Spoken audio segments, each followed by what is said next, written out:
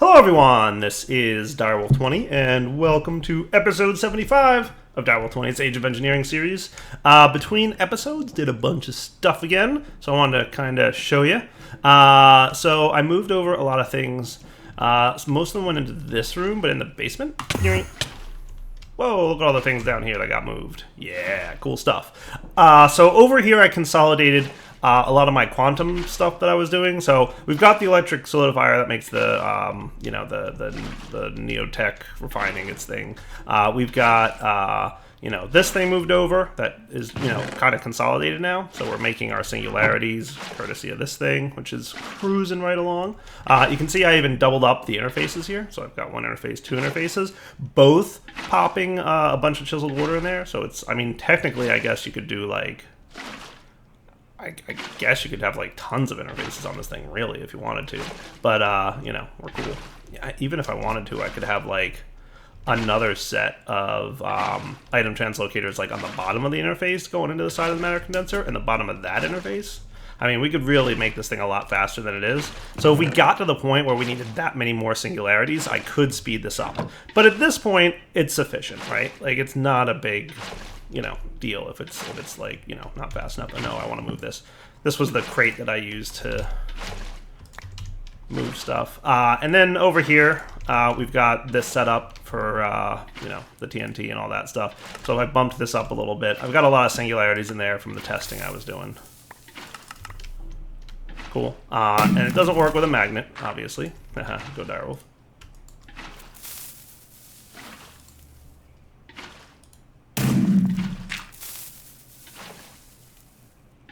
Cool. So that all works pretty well. If I don't mess it up with a magnet, of course. But yeah, it works, trust me. It's the same setup that I had back in my main base. And then here I've got my, let's make sure I have a magnet on. So if we want like pure Certus, for example. Boom. We can see that stuff cooking right along. It's a little bit slow without gravity enabled, but it's kind of cool looking with the gravity off. I like it a bit. Oh, and gravity being off definitely makes this a little bit derpy. I feel like the dropper drops slower in a low gravity environment. I'm wondering if it detects that there's like an item entity under it and like doesn't drop as fast. I might be making that up. I'm not sure. But I feel like when I turned the gravity up, it was working better. So that's pretty much a cleaned up environment. Nice. So let's go back to our main base and see like what all is left. So to the main base we go. So I think the things that are left are as follows. Like, here's a couple miscellaneous machines that I'm not too worried about moving over right away, because a lot of these are already automated and taken care of. Should totally move my trophies over, huh? So the IC2 stuff I haven't touched yet, which I was thinking about doing on camera because there's a lot to do there. And as you can see, I'm currently trying to burn up all my UU matter in this replicator because I'm pretty sure there's no good way to get it out. So what I've been doing is, picking machines that I need like a lot of. You know which one I didn't do, by the way, though? Is this one. I can make a stack of those. So I've basically been trying to burn my UU matter with stuff I use typically. So you'll see here if I check out machine casings, I've got a bunch of like machine chassis from Ender.io, from this. We've got a bunch of advanced machine casings from an IC2. So basically I've been burning up my UU matter on purpose, and I have a bunch of capacitors in here as well. So the plan is very shortly to move my whole IC2 setup over to the base. That might be what we work on today. You guys are all behaving? Fuel rods? Yeah, you're cruising, doing your thing. You're about to get another set of fuel rods, which is cool. Nice, dudes. That's awesome, actually. How's this one looking? Yeah, super close. So this one's, I think, about to burn out here. We're at 20, 19, 18, neat. So in a moment here, we'll see the automation kick in, where all the fuel rods will wind up getting replaced with new ones, and that's pretty neat. I got here just in time to see this. Yay!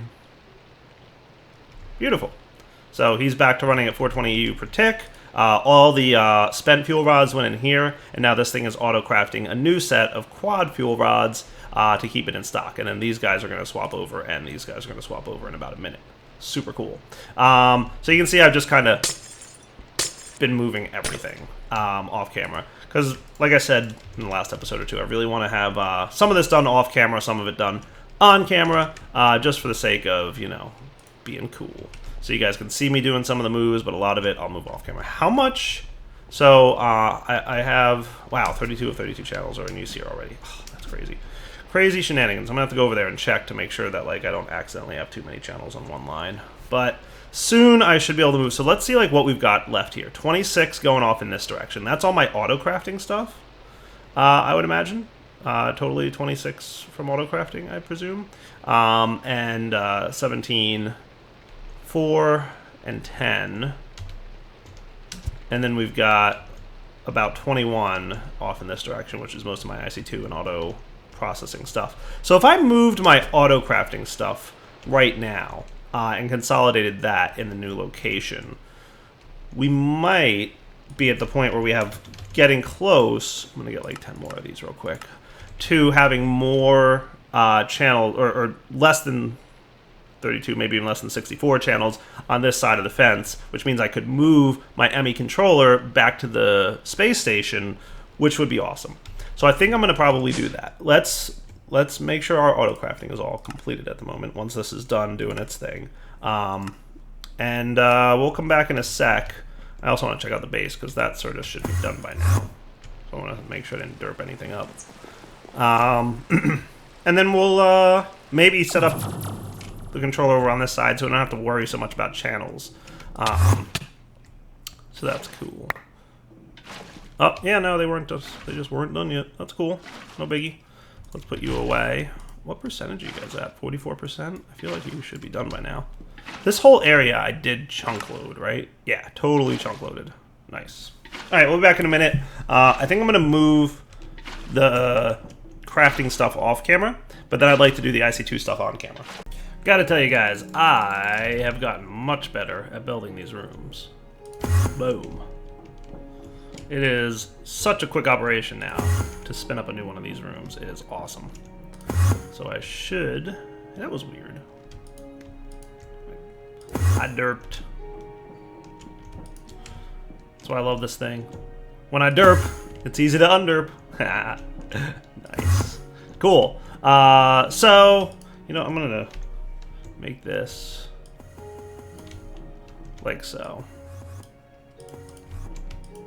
I must be close to some kind of sound muffler or something. But, hey, that's a vacuum right now. But we're going to want to probably... So let's see. How do I want to run my cabling for this one? So I could run off that line, or I could have a new line here that loops around to there. But I don't have a sub-basement for this room yet. So we might rewire this. How's this channel situation doing? I could totally throw 2 more channels on here. Easily. So let's get our cable. And my hydrogen situation is not ideal, but it's also not terrible. So what I'd probably want to do here is tap into this line right about here. There we go. I just want to get oxygen flowing properly, and then we'll be in good shape. Cool.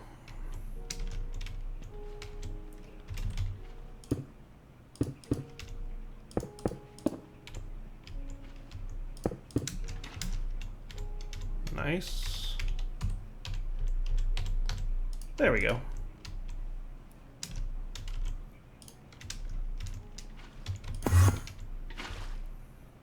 So I should now be clear to break this block, and we shouldn't lose pressure in here. And then when I break this block, we should gain pressure in here. Pressurized and breathable. Nice. Which means I can remove my spacesuit and put this stuff back on. Beautiful. I love it. Love it, love it, love it. Really enjoying building a fancy base. It's kind of fun. So yeah, that's the situation we find ourselves in. So this room was going to be advanced rocketry on the top, and then I was thinking item storage and auto crafting, like the crafting stuff in the basement here, and we might even do void mining here somewhere. We'll see how space does. So we'll definitely need a lot of channels available in this room because this is where a lot of our crafting, like manual or vanilla crafting is how I usually call it, like crafting table crafting. This thing crafting machines will go. So let's pop home. I know I said I was going to do a lot of this off camera, which I still will, but you know, let's get this stuff. So I'll be back in a minute once I clear out all these items, and I'm totally going to need a crate for this because we've got a lot of stuff. And let's get our crate storage keeper ready to roll. All right, back in a minute. So yeah, one crate wasn't even close to having enough storage. So back in a minute. All right, so I made a bunch more molecular assemblers. And the reason I did that is I kind of want to change the way that I structure the auto crafting that I do. So basically when this comes in, we're going to have channels, and we can access 8 channels per block or structure, right? So what we'll want to have is, roughly speaking, 8 interfaces with which to operate, right? So how should we do this in the most effective way possible? So this is going to be a pretty serious room for applied logistics because there's going to be item storage in here and auto crafting. And auto crafting you need a decent number of channels for because there's a lot of stuff we like to auto craft. So what I'm probably going to have is like multiple P2Ps in this room. So I may wind up switching stuff around eventually. But for now, what I think I'm going to have is one P2P on this side, and this side, each with their own set of channels coming out. Right, and I think that should look cool. And I've got some dense cable, but I'm probably going to want like more of this stuff, so let's cook that up. And this will come out this way, right? And then we'll have like one going out this way and one going out the other direction, right? So that should work out pretty cool. Any more cable done yet? You're working on it. Well, at least we can put the one here that we'll eventually plan to have. Nice. For the auto crafting, I started looking around on Google because, you know, I could come up with my own design, but I'm sure somebody's come up with some really cool looking stuff. And somebody came up with something called an AE2 assembler tree / chandelier, depending on what direction you have things running. And I'm like, hey, that looks pretty neat. So I'm going to try it out, and we'll see how it works. And hopefully it works well, and it looks cool. So that's what we're going to do. We're going to set up an AE2 assembler tree. So I found this, somebody posted on Reddit. His name was P75369, I think is the name of the user. So that's cool. And, you know, he basically just posted a link to some images of the AE2 assembly tree, and I think it looks neat. So we're going to try it out. So to make this thing is pretty straightforward. I think I've got enough here that I can do this. So basically I think we're gonna start it here. Let's see, from the center we're gonna go 1, 2, 3 blocks from the center. So that would be 1, 2. I'm gonna bring this in a little bit this way. And then here we're gonna pop this guy down, and I kind of want you to be maybe one taller. Let's see. All right, let's see if I can replicate this, because I think I've got an idea of how it works. So let's see. We start off with, actually I want this piece here. So we're going to start off with, on all 4 sides of this, just 4 of these guys. So remember, 32 channels from the main dense one, so now we're going to have 4 sets of 8, so that should be pretty efficient. And then from them, we want to put anchors on all 4 sides of each channel, right? So that will be here, here, here, here, here, here, and here, and here, and there. So the 4 sides kind of like that. And then also up top. 1, 2, 3, 4. Cool? So that's step 1. So from there, we're going to want our molecular assemblers and interfaces ready to go. And I think I've got enough interfaces and molecular assemblers for everything I'm going to need here, but we will see. So basically, we want to put 1, 2, 3, 4, 5, 6, 7, 8 molecular interfaces. Now remember, our molecular assemblers. Molecular assemblers don't use a channel. They only use power. Interfaces do use a channel. So you'll notice that we're probably not using up any channels yet, and that's okay. Even though like this thing's not even hooked up. Maybe I should hook them up. Because I don't have that many channels, and I don't want to hook this up yet. So let's just build the structure, and then we'll see how it looks when we actually can turn it on. Because I don't want to hook this thing up to the network until we've moved our controller over, right? And then we're going to put interfaces all around the outer edges of this, right? So we're going to want 1, 2, 3, 4, 5, 6, 7, 8, 9, 10, 11, 12. 1, 2, 3, 4, 5, 6, 7, 8, 9, 10, 11, 12 interfaces. Cool. So they'll all be able to talk to these guys. So that's the next layer. Now in the next layer, I'm going to run these guys. 1, 2, 3, 4. That should be cool. And then we want to do the interfaces on the outer edges of this. So 1, 2, 3, 4, 5, 6, 7, 8. So that should be 1, 2, 3, 4, 5, 6, 7, 8. Neat. And then the next layer is going to have just one here. And then we want 4 interfaces. 1, 2, 3, 4. Now I'm probably going to have to break into these because I want to get acceleration upgrades into each of these interfaces. Which, did I ever teach you how to make acceleration upgrades directly? I should probably. We have some in there, obviously, right now, but I should teach you how to make those. And then the last layer is going to be on the top here, and that kind of matches the same as layer 2, which is 4 interfaces or 4 molecular assemblers around the center platform here, like so. And then these guys all around the edges. 2, 3, 4, 5, 6, 7, 8. So that should be a pretty cool setup. It should use exactly 32 channels, I think, if I'm not mistaken, right? And there's lots of interfaces touching lots of different molecular assemblers, so this should be a pretty efficient way to autocraft manually the stuff. And then we'll have another line over here that does like our storage and whatnot. So that should be cool. What I do also want to do is, where's that crate? I really should have another crate to put all this stuff in. The other thing I should kind of do... crate. I think I want to have another one of you, because I might want to move this again. Let's come back in a minute. Let's see, is there anywhere I could borrow a crate from? Probably. Alright, so out of curiosity, with all the cleanup I just did, we now have, actually going out into the world of being used, 10, 15... and 8 is 23. And then over here we've got 21. So we've got about 44 channels. Interesting. So if I wanted to, I could probably reverse this whole setup and make it so that the main controller is in the satellite space station and have the channels coming out of the quantum rings for my main base. Well, my old base, right? Like, I think that would be cool. So let's move that now, because I think it's about time we do that.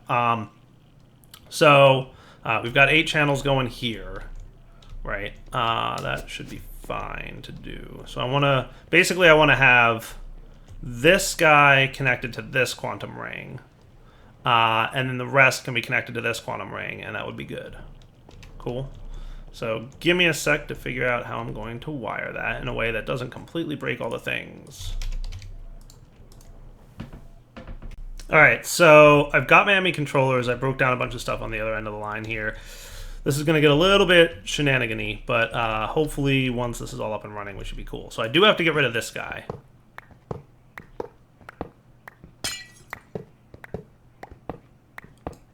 And then I think we basically had like a 3x3 pattern going here, right?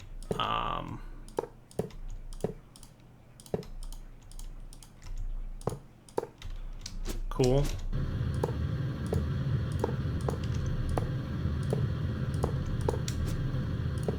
So that should be nifty. Cool. And let's remove this one for the time being.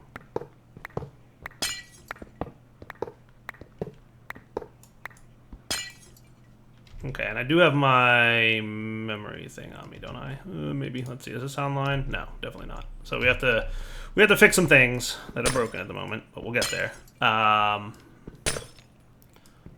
This is just a giant mess that we'll have to fix in a minute. There's a lot of mess to fix.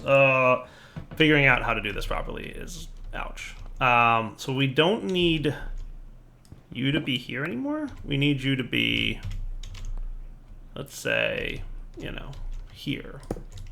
And I don't have my Draconic Wrench, but hopefully you've got enough internal buffer to deal with that. We will borrow you guys for a minute. this has a lot of broken channels because remember I wired everything in such a way that makes sense for not having channels accessible here. So we're gonna have to rewire a lot of stuff. But the main thing that I want to focus on right now is getting the 2-dimensional bridges back up and running so that I can have access to both sides of the base, and then I'll rewire stuff on this side. And hey, I missed a controller component. Nice. So that's a neat looking setup for the time being. What I'm going to do is run some dense cable into you. That's going to be here.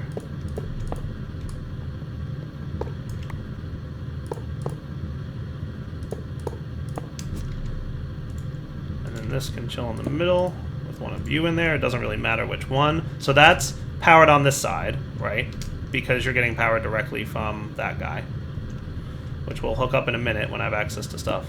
If I was a smart person, I probably would have made sure I had everything I need out of my AE system before I started doing this.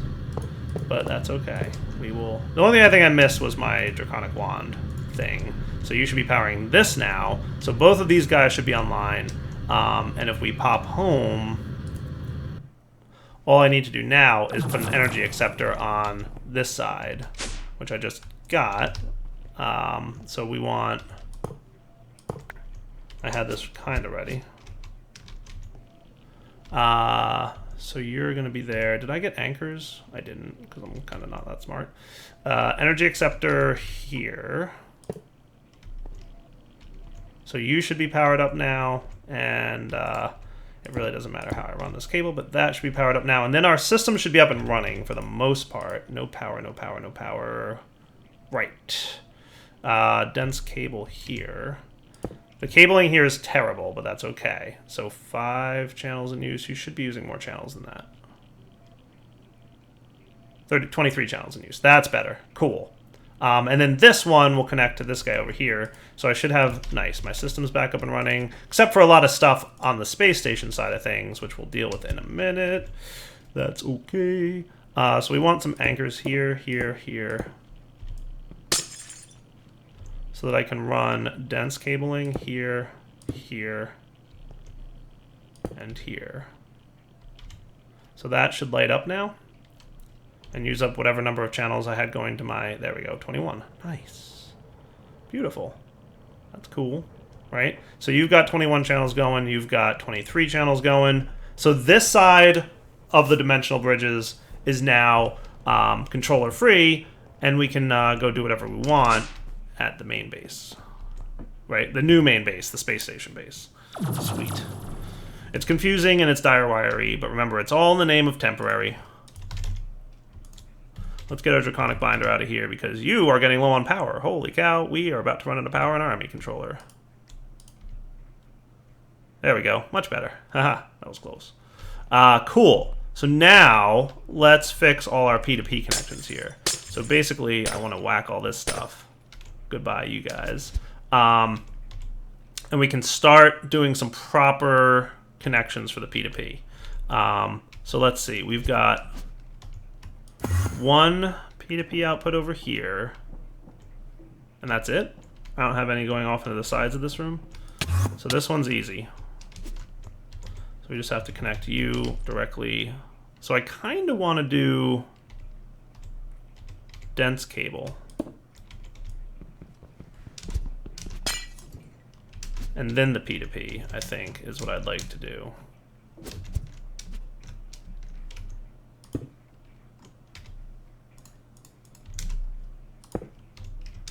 Cool. And then we want our memory unit, so save.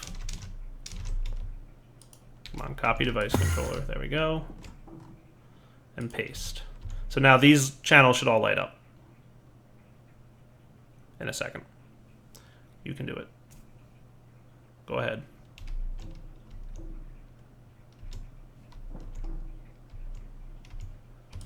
Why you don't like me? What did I do to you? Save. Or copy, if you will, and paste. Loaded device configuration. Oh right, we don't have the channel, the quartz thing.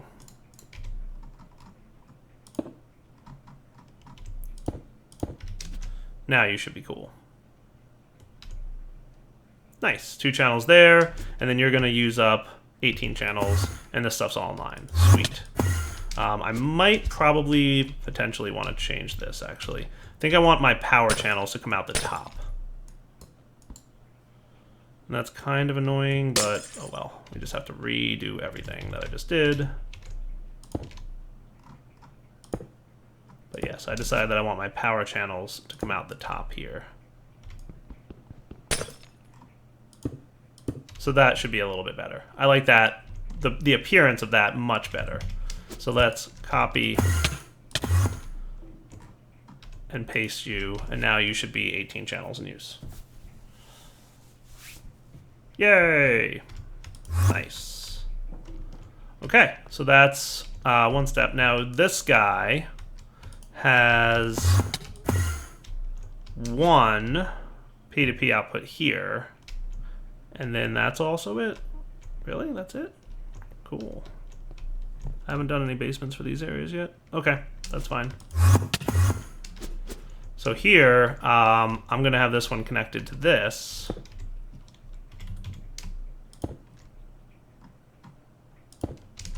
And the same deal, where I'll have quartz here, and here, and here. And then copy, paste. And that should light up. Nice. Now we're talking. This one's the more complex one, right? Because we're going to have a few more channels on this guy. So we've got one here. We've got another P2P output over here. So that's 2 P2P outputs. And then we might wind up having more. So like we might have 3, 4. So I might need to change around some of the wiring, but I'll do that if we get to that point. And let's get this room a little bit better lit up. Because it seems like it's a little dark in here. I have an idea for how I'm going to do lighting that I will show you guys a little bit later. So I've got a good idea for lighting, like better than this. So yeah, this might have, you know, a couple channels set up here. So let's make sure that we route this properly, right?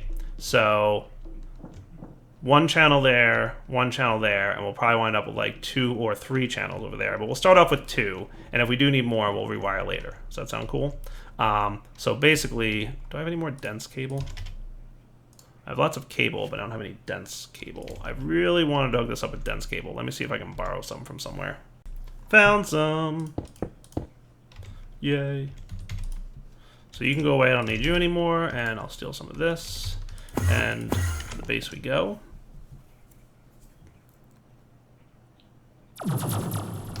Okay, so what I'll do, this is basically my concept, right? We'll have one cable here. We'll have an anchor on each side. We'll have one cable here. We'll have one cable here. And then we'll have an anchor on this side. Here, an anchor on this side. And eventually maybe one here, right? So this represents the middle platform. So that one, right? Middle, middle, right, right, left, left. That's kind of the way I'm going to map out my channels. So what we can do is say 1, 2, 3, 4, 5. Only one of these will need to be connected. Remember, we can have these guys all be connected. That's okay. And then obviously one of them will need some quartz for powering.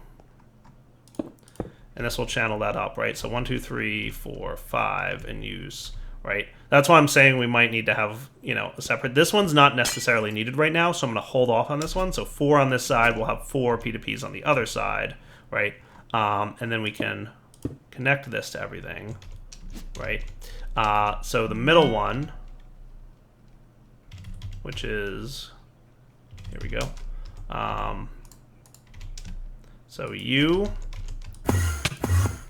load up over here, and that'll bring everything online in this room. Cool. And that's 10 channels. You can be my immersive engineering room. Load it up, and that should be a bunch of channels. 10, nice.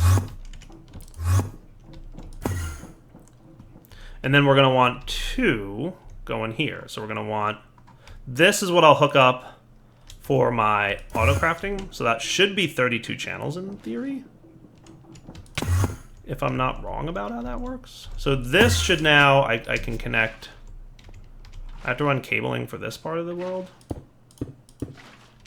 And I want to try really hard not to, yeah, I didn't want to connect to those. So let's,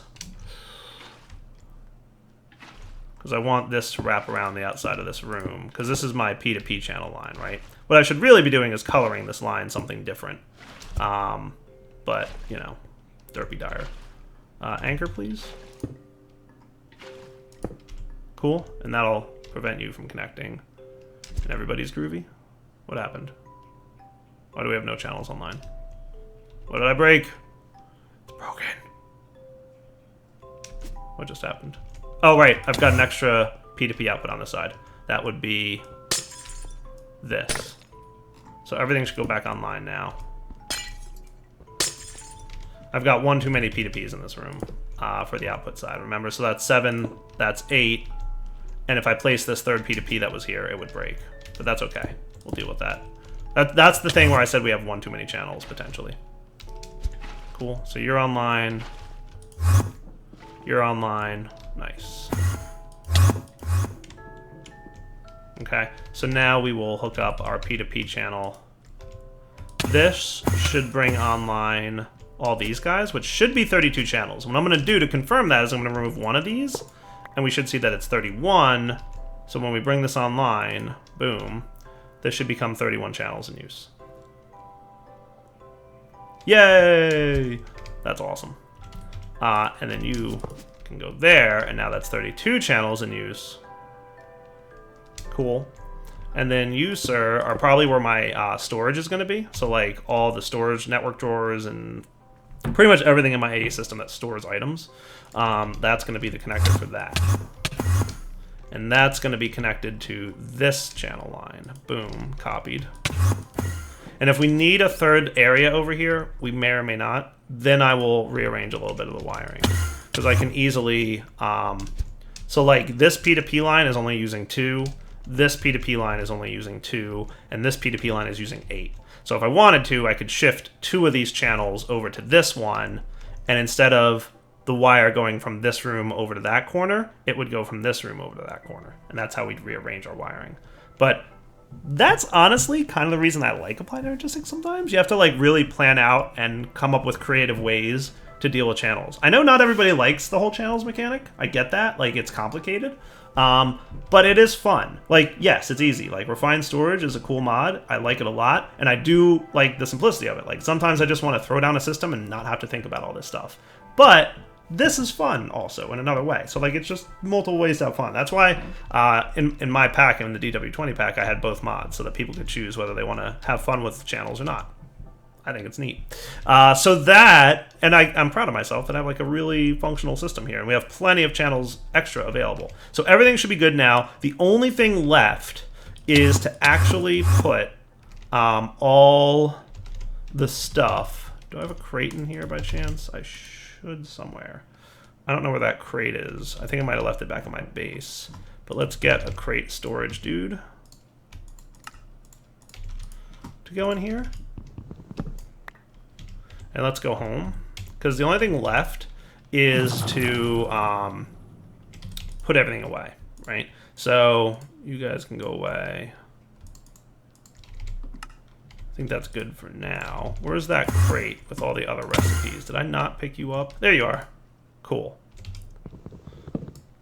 So there's the crate with all the other recipes. What I'm going to do now is going to be really painful for me.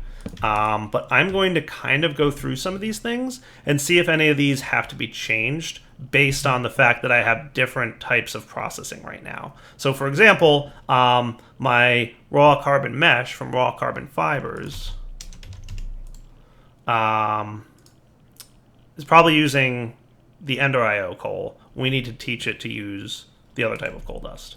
So some of these need to be changed, other ones not so much. Hopefully not too many need to be changed. And what I'll probably do is, I really don't want to have to do this, but what I'll probably wind up having to do eventually is I'll run into a recipe that I forgot to change, and I'll have to change it on the fly. Other ones I might want to change, because boy have I been getting a lot of comments about this. Holy cow, you guys really want me to change this. The advanced circuits. So you want me to use Mechanism Advanced Circuits over IC2 Advanced Circuits. So yes, I know that the Mechanism Advanced Circuits are cheaper.